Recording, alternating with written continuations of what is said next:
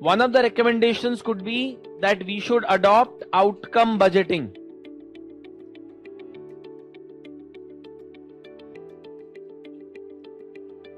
I hope all of you understand and know what is outcome budgeting. I don't need to explain it.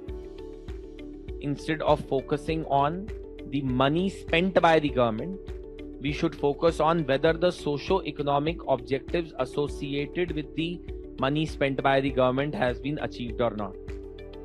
You should not just focus on linear outputs.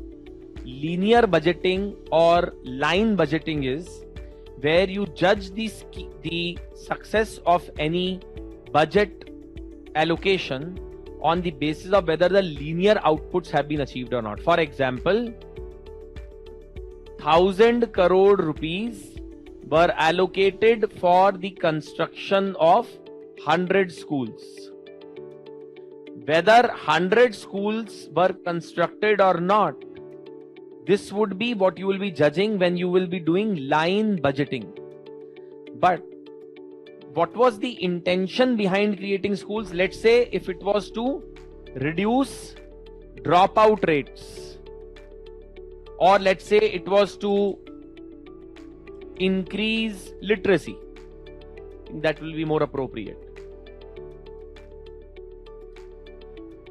So by spending 1,000 crore rupees, if you have set up 100 schools, that is what is called as line budgeting.